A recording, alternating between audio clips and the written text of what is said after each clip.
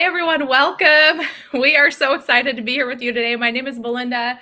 This is my amazing husband, Peter, and we're excited to talk about marriage today, but we're going to give it a few minutes just to give it a chance for people to join us. And so if you can see us, if you are watching us and you could see us live, if you could just put a comment in the chat, always makes us feel better that we can see actual live people on here. And in the meantime, we were just kind of joking around that we wish you could have been here for the pre-party when we were when we were warming up, because we have a lot of fun together. And so it would have been fun for you to see us. Actually, last week I went live on YouTube and I forgot to hit unmute. So for about 3 minutes, I was talking to myself. It was really good, but no one could hear me. And so, and then finally someone commented in the chat that they couldn't hear me. And so, but if you can hear us today, we would love your comment because it just makes us feel better. And then we know everything is working, that everything's working and you're there. Yeah. And so it's working. Uniquely life coaching. Thank you so much. We really appreciate that. Okay. Well, we're going to talk about marriage today, and we're going to share with you just 5 keys that have helped our marriage. We have kind of a crazy marriage restoration story. We got married 15 years ago. 15 years ago. 15 years ago, we met. 2011. I remember. I quizzed Peter the other day. We were making a video and I put him on the spot and I said, "How long have we been married?" And I got it. You said I got it right. I said you got it right, but you were off by a couple of days. But it was still really sweet that you were so close. I tried. So you tried. So we can laugh about that. But yes, we have just a story of what God did in our marriage. And we love talking about it every time we go live, just because we believe that there's hope for any marriage. And that if God can take our marriage, by the way, we were not saved when we got married. We didn't know Jesus. And, we just had a supernatural restoration happen in our marriage. We gave our lives to Jesus. We were married before. We were previously divorced. And so God has taken our lives, completely taken a hold of them, and just completely restored what the enemy meant for broken. And now, not only is our marriage restored, we actually get to restore other couples, and we have a ministry of reconciliation. And that's just what God does. So whatever you're overcoming, whether it's in a marriage situation, whether it's a family situation, whether it's a child needing to come home, God's the God of restoration, and he uses whatever the enemy sends for evil and he uses it for good. So I love that. I love that what we've overcome, Steve talks about, it gives us a crown of life. Yep. I love that. Remember when we got married? Remember the day? I do remember. Remember yes, the day? I was there. What I think is amazing is today it's better than it was then. Yeah. Which is really amazing. Which is pretty crazy because we had so much fun. The wedding night and all just the whole wedding ceremony and the whole family. Yes. But even like today, like right now. Yeah. Today is even better. That's what God did. Yeah.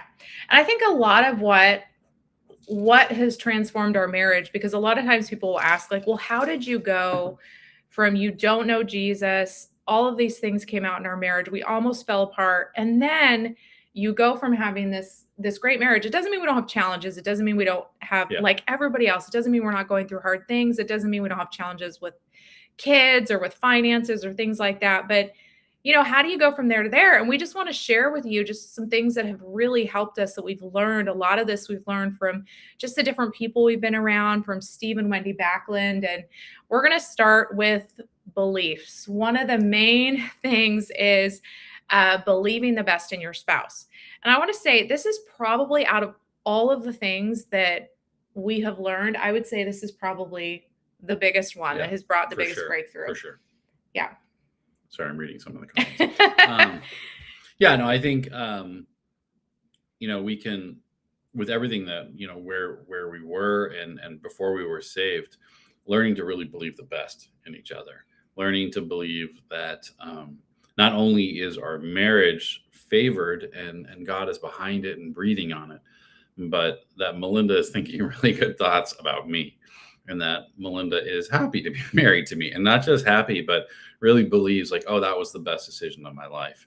And because there are circumstances that want to challenge that sometimes, where something happens and I'm thinking, and I even start rehearsing, Melinda's probably thinking this, or Melinda's doing this, and how am I going to respond?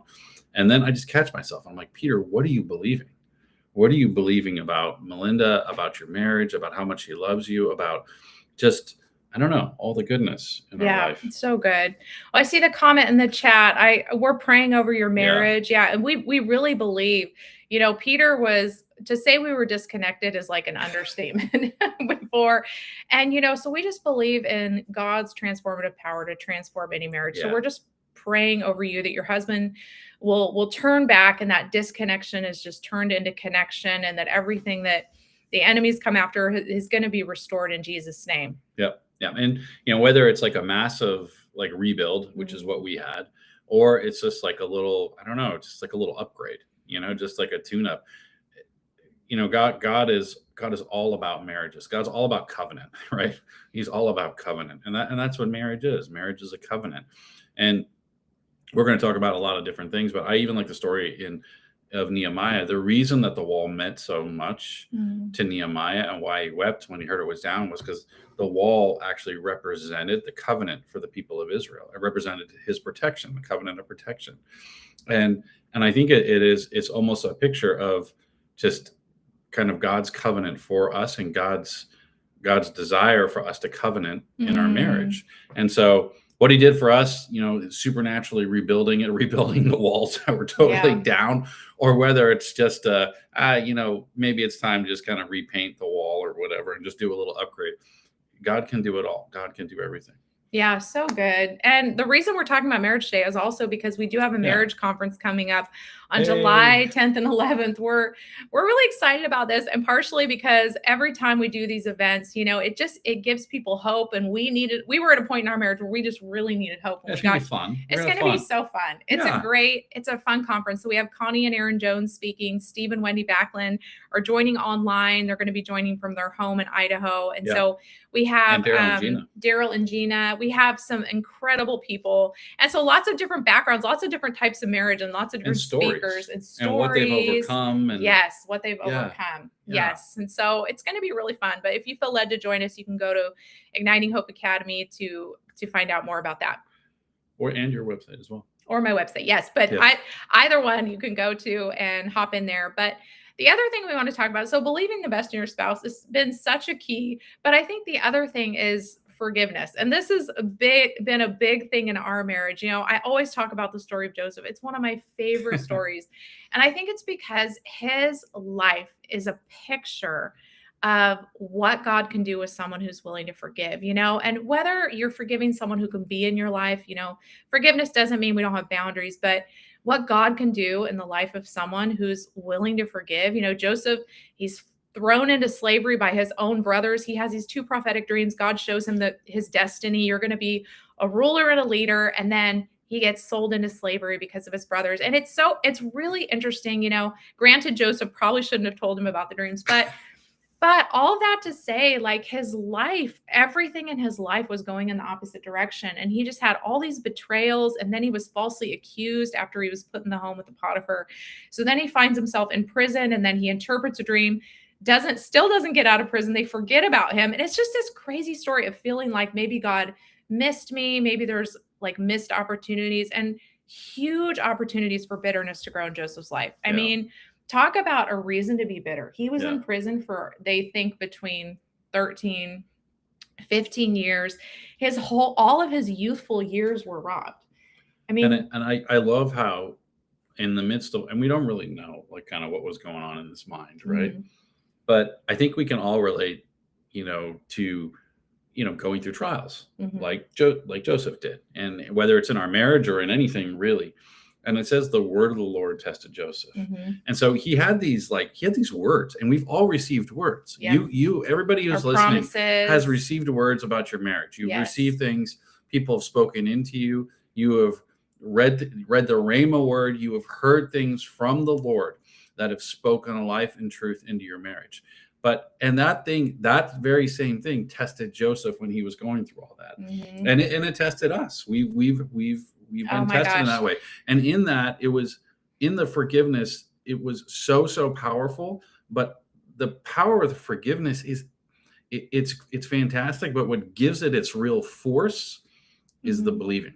The Mhm. believing in your spouse. When you believe in the other person, and when you believe in the word that, the word tested Joseph, when you believe in what the promises of God's are, then all of a sudden it makes forgiveness an unstoppable force. Well, and the thing is, when you have a promise from God, whether it's a marriage promise or a prophetic word or something, or Joseph had the dreams, God shows him something.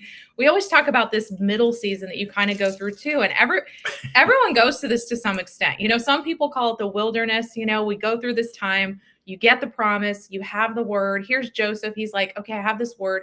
We had words too. I mean, our marriage was restored, but it was still needing fixing. And I was so it on was kind of crutches. like we were on crutches. That's how we described it. And so there was this really big time period where it was like we weren't fully healed yet. We didn't have everything in place, and we're kind of hobbling along.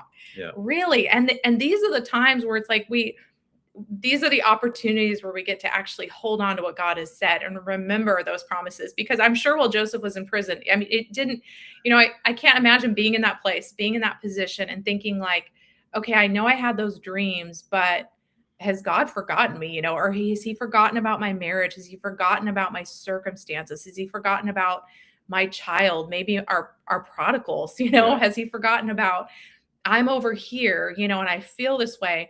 And I think it's so we can always look back at the end and see like that process, the Yeah. fulfillment of the process. But I love how in the midst of all that, like in that testing, that Joseph came out on the other side and he makes this incredible statement where he says, you meant to harm me, but God meant it all for good. And, his perspective was that God took everything the enemy meant for evil and actually used it for good. And he had this incredible mindset, even despite all that season he'd walked through. And he even moved his brothers and his fathers over to Israel or to Egypt, gave them the best of the land.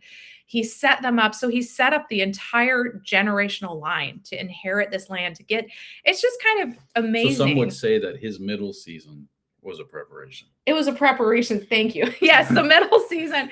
It's funny because that middle season, Steve did this incredible blog recently and he said, I'm so Yeah. glad it was hard.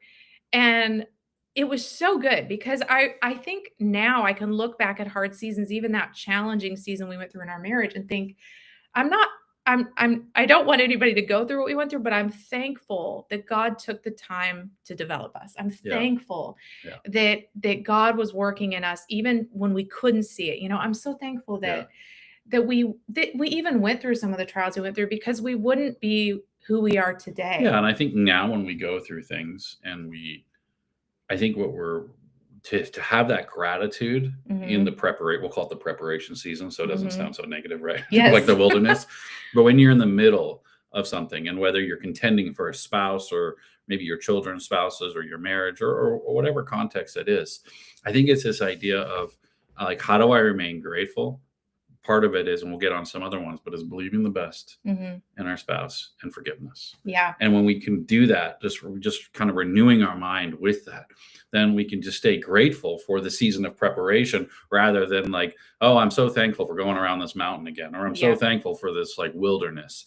And instead we can shift our mindset to be like, wow, God, you're preparing me. You're preparing me for something just so amazing. Yeah, and it doesn't say in the Bible that Joseph forgave his brothers, but we can see by his response. Yeah. His response was so evident that he did, that Yeah. he wasn't holding on to that bitterness. And despite all they had done, and I love at the end of the story how, he moves his brothers and the dad over, and then after the father passes away, after the brothers, then all of a sudden I say they're freaking out. I say that's my own Yeah. language, but I say the brothers were freaking out because they're literally like, oh my gosh, dad's dead. Is Joseph going to be mad at us? And so the brothers come to him and they're kind of groveling. They're like, we will be your slaves. They're down on their knees. And Joseph just looks at them and says, again, like, don't be worried. Don't be worried. I will take care of you. I will take care of your children. He just reassures them. It says he reassures them Yeah. by speaking kindly to them. And it's so crazy. And I think of this even in marriage and how there's always this opportunity to choose bitterness, and I mean for me it was like a big thing was choosing to not only forgive but just believe the lies that like our future couldn't be better than the Yeah. past. I think Yeah. that was a big part of it was just because a lot of times it's not just the forgiveness, it's also the lies that the enemies cause us to believe as a result of those events, and the vows that we sometimes make in our heart of protection that, oh, I can't trust anybody because Yeah. I went through this. And I think that one of the things that is so powerful is this decision to choose Yeah. something higher than, That's so good. yeah. So good. Okay. All right. Moving Next on. one. Next point, speaking life over our marriages. We are big fans of this. We love our declarations, but there's something so powerful that happens when we speak life, and our words aren't just, Steve always says, like, our words aren't just like, they're creative. Our words are creating something. And I really love that, because I think that when it came to our marriage, this was one of the keys for me. It was speaking out truth before we saw any change happen in our marriage, and actually creating something. And I read this story one time about this king in Africa, and his words were so powerful. Every word he spoke became a law. And so he actually wore a veil over his face, because they said, well, if you said something accidentally, it literally became a law in that country. And so he would wear this veil, and when he was alone, he could take it off. But that's how powerful our words are. They have this ability to create. They have this ability to actually shift things in the spiritual realm. And so It's so good. We're still learning this, obviously, a lot, but and I like movies, but the story in Moneyball, and it kind of captures this. There's this one scene. So the story of Moneyball is about the Oakland Athletics baseball team, and there's this one scene, and what they're doing is they've developed a new method for trying to figure out what players they need. So they're looking at certain numbers, and the general manager, who is kind of moving this thing forward, he's under a lot of heat because the team is not doing well yet, and everybody wants to fire him. And he has an apprentice or somebody who works under him, and the general manager wants to make a really, really big move. And so they're talking about it, and the general manager says to the apprentice, he asks the apprentice, he goes, "Do you believe in this thing or not?" mm, And the apprentice goes, "Yeah, I do." And he goes, "Then what are we talking about?" He said, "What are we talking about?" So he's actually referencing what their words were saying. He was actually saying, like, our words need to reflect what we're believing. mm, And that is, I think, this idea of, like, speaking life is that, and sometimes we say it, and even, you can even say something like, "Oh, that's terrible," and I'm like, and then we joke around, and that's just the way I like it. And if you mhm. add, and that's just the way I like it, then you get a little, like, maybe a reflection of, like, what you're saying. But in that scene in that movie, what happens is it started just with those two people. Mm. And I know it was just a movie and it was totally different than sports, but it took two people to change what they were talking about, and it totally transformed that team. And I don't know whether that happened in real life or not, but it's a great picture. And the Oakland Athletics did actually that year end up winning and making the playoffs. And it changed baseball. It changed the entire sport. And I actually believe that right now is that there are people listening right now that are putting a stake in the ground for how they speak about their marriage. And that is actually changing the entire trajectory and entire just road of marriage in your family. So good. So good. Yes. And I think what I've realized too is that we live in the words we speak today, we live in tomorrow. And it's not for fear or condemnation or to be in, overdrive on that. Yeah. That's a great movie, by the way. That's It's a an great movie. I incredible love that movie. this is an incredible movie. But I had to realize, like, as our marriage was being restored, I remember that one day the Lord just highlighted to me that I was my biggest problem in my marriage, because I was the one that wasn't speaking life over my marriage, and I was actually allowing. So I think it's just such a powerful reminder to. Yeah, and I think, sometimes we speak life over our marriage, or we speak life over ourselves. Like in my case, it was a big thing of, like, I don't think it's really legal. If, like, I love how Wendy always talks about the legality of what we can do, but I didn't think I had permission to do it. I didn't think it was the right thing to do. I thought it was maybe a little bit presumptuous, a little bit, to speak life over myself and over my marriage, because I was the one who caused everything. And so it goes back again to kind of like that thing about speaking life. It is a lot easier to speak life over something when you've forgiven other people, when you've forgiven yourself, like in my case, when I believe the best in Melinda, when I believe the best in me, and then to be able to speak the life. So the way this kind of goes is, like, it all kind of fits together.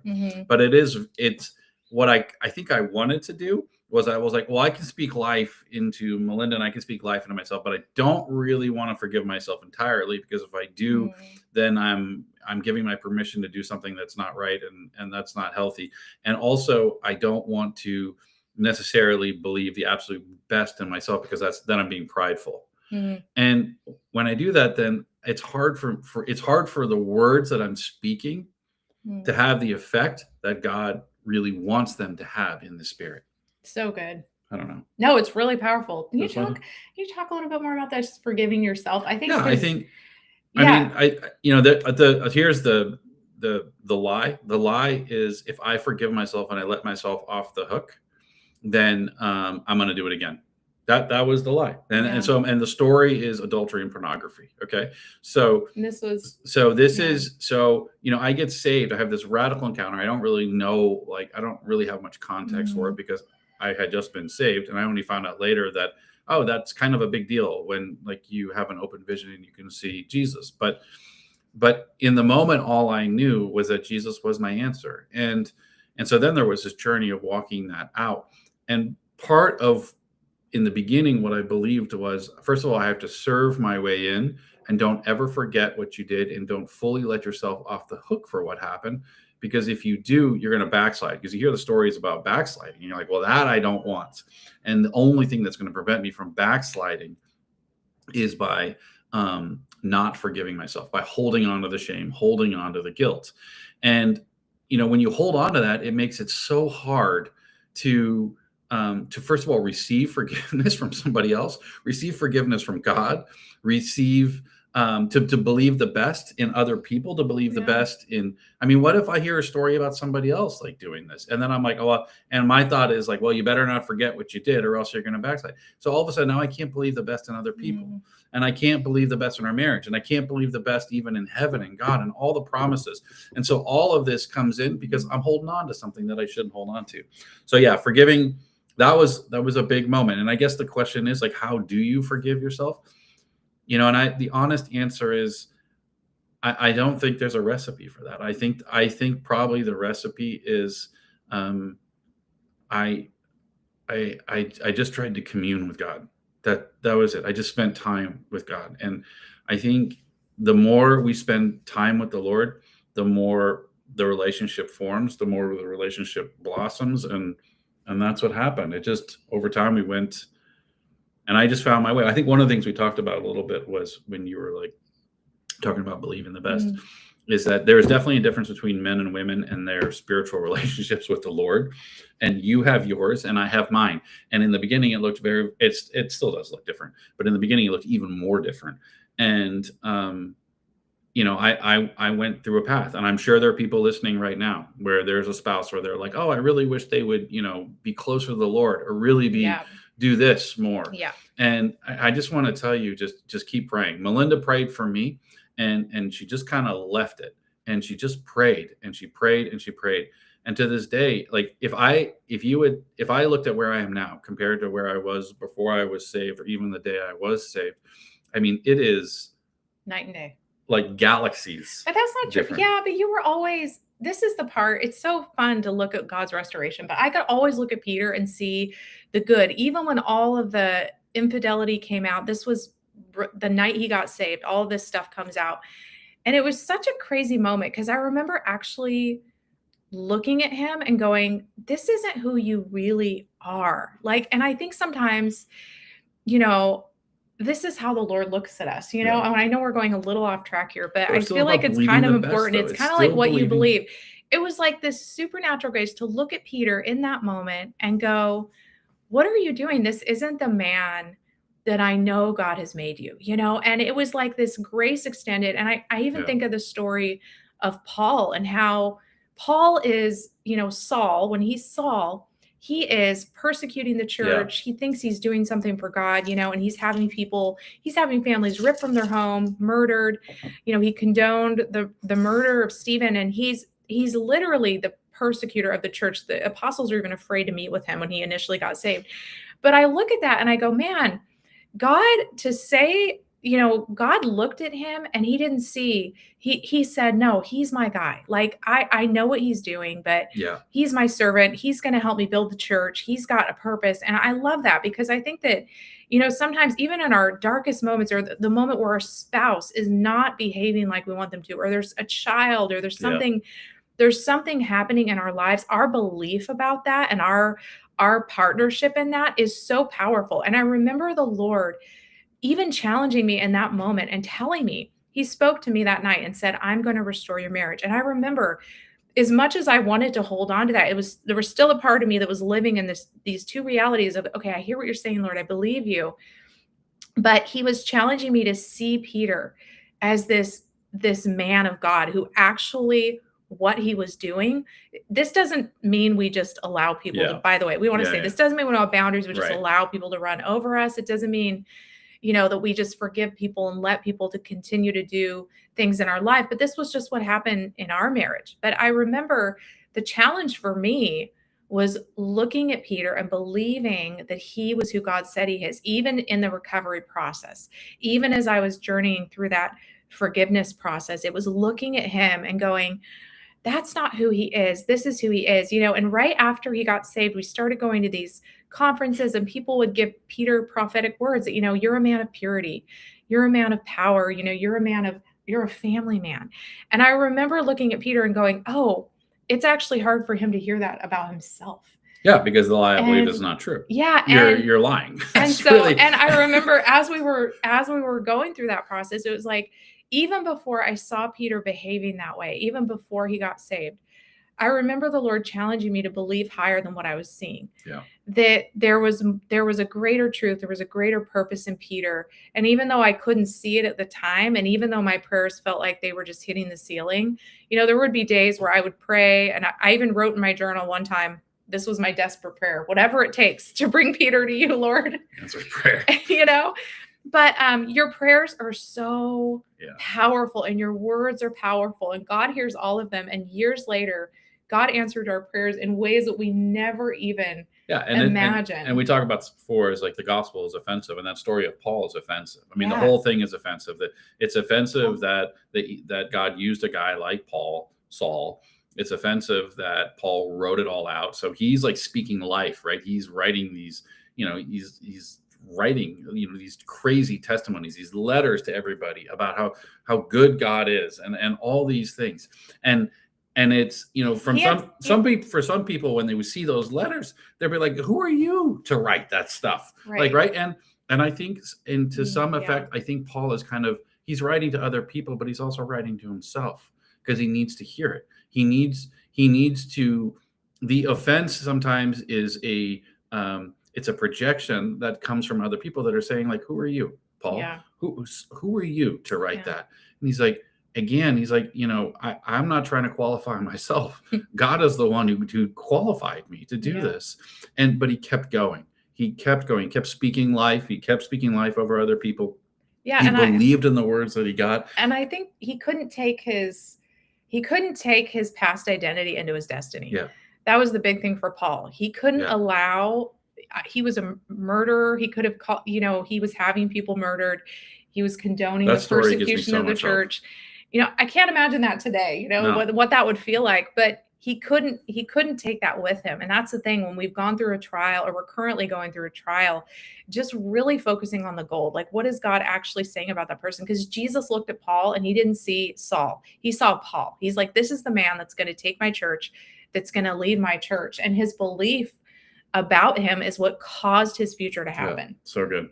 Yeah. So good. So next thing we want to talk about, we're going a little bit all over the place, but that is okay. We're having a great time. So dreaming together, and we're going to throw these two in together, dreaming together and perseverance. I think after, it's so funny because when we came up to ministry school, I don't think we were in the big mindset of dreaming. God had just restored our marriage. We were kind of hobbling along. And honestly, I was more in survival mode, I think, than anything else. But God, let's just get back to where we started. Yeah. And God started really challenging us that he didn't redeem us just so that we could be okay. He actually started talking to me about, Melinda, I want you to start dreaming again. I want you to start dreaming big, and for you and Peter to come together and start talking about the dreams that are on your heart. And so, and we have just found that we've counseled a lot of couples, and one of the things that we've noticed is that where hope is deferred, it Yeah. says hope deferred makes the heart sick. It's where there's hope deferred, where there's no dreams for the future, where there's no prophetic vision.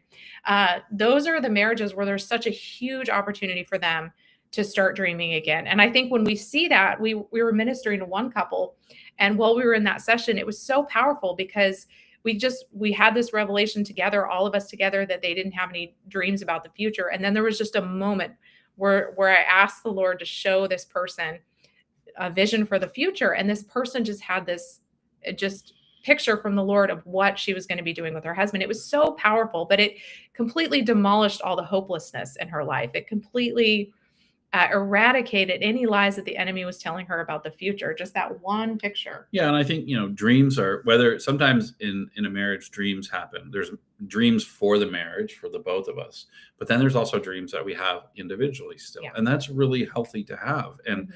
and one of the best things I love is that what we stepped into is we have dreams together, and then we also have dreams individually, but we support each other's dreams, and we talk about it, and we speak Mhm. life into it, and we believe each other. And we have dream boards. You have this monster dream board, and the other day you're like, hey, let's upgrade the dream board, let's start talking about it. Yeah. And so when this idea of, and even going back to like Nehemiah, it says that God spoke to his heart. God put a dream: build a wall, rebuild the wall with no resources, no Nothing. help, nothing. Go rebuild a wall. And Nehemiah's like, yeah, that sounds like a great idea. And Well, then a couple people came alongside and they helped him out, and then other people didn't, and that's fine. But again, like he acted on that dream, and he stepped forward in it. And that's kind of the whole idea of perseverance too, is that even in the midst of encountering people who said like, you're crazy, it's a bad idea, it's not going to work, get down from here, it's a waste of your time, yada yada, the naysayers, he kept persevering and he kept building it. it's so good. And I love that, one of the things we did practically, what you can do is just sit down with yourself or your spouse and write out a dream list. Like, we love doing this. I've actually talked to Connie Jones about this. You sit down and you just write out what are the dreams that are, like, if there were no limits for what you could do with God, and just write out your dreams. Like for Peter, one of his dreams was starting a company. I had a dream of starting my own ministry, which I've just started, but starting a company was like a huge dream on his heart. And, it's so interesting because when we went to start that company, we didn't have anything. It was kind of like, the widow with a little bit of oil. It was like Elijah came to her and he's like, what do you have? And she's like, nothing, just a little bit of oil. But, that's all God needs to get started on things. Yeah, and, you and just, it's taken a long time. I mean, yes. it's and I don't want to say that every dream has to take a long time. And again, it goes back to Joseph. Joseph had this long period, but he said, God brought me here and he intended it for good. Mhm. And I believe that. I'm holding on to that. I'm holding on to everything that has happened is where it's good. But what started off as kind of like a little idea and kind of working and going through all the challenges we've encountered now is we have the support of, it's something that goes into healthcare. We have the support of all the hospitals in our city. Yeah. Every hospital in this city is behind us and supporting us. But it has been a journey. But it's been a journey, get and there. we're still encountering Yes. obstacles. I'm still like having to put a hammer on one side and have a sword in the other, So Yeah, well, the thing I love about dreams is it gives us hope for the future, and the Bible literally says nothing is impossible with God. So I think sometimes there's just this invitation from the Father, yeah, especially when we're going through something hard. That's especially the most important time I've found that dreaming is the most important, because those are the seasons where we don't want to, where we're like, I'm just focused on surviving, and I have been there for many, many times. But I think those are the moments when God actually invites us in to see things from his perspective and to start dreaming again. And so, but I love the story of your company, mostly because we didn't have anything when we started. I mean, it wasn't like, but as we just took steps forward, as we kept going, it was kind of like God kept bringing and I will little say pieces that was along. a little bit of my dream, but you've been the biggest believer. Yeah. The biggest believer. And you're the one to this day still, when there's off days, that you say like, hey, remember what God said.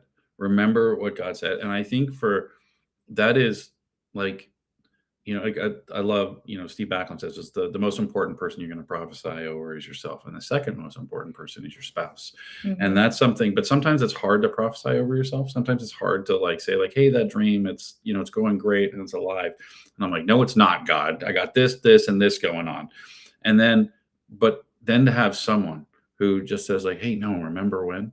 And that's all part of that whole thing about speaking life, believing the best, Mm. and the dreaming and the persevering is that our beliefs require perseverance. Our beliefs require just, it's like that Rocky attitude.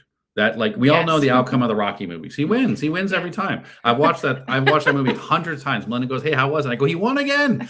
And so, but the process. It always is.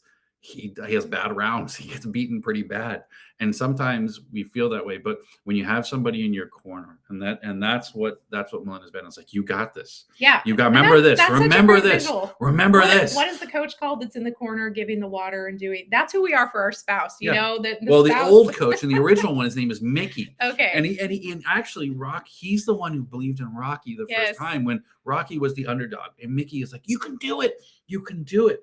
And in a way, our spouses are like that. We all have like our Mickeys. Right. And even if your spouse isn't that way yet to Yeah, you, they will they be. will be. And I think that's Yes. the belief is like, no, I believe that my spouse is that way, and that's who they really are. Yeah.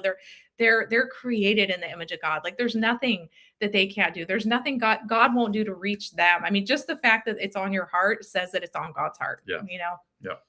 Okay, well, we are going to wrap it up, but wanted to remind everybody again, we are having a marriage conference. If you feel led to join us, we invite you on Yeah. July 10th We're gonna and have a great time. 11th. Yes, and Angela put a link in the chat, so you can go there if you feel led to register.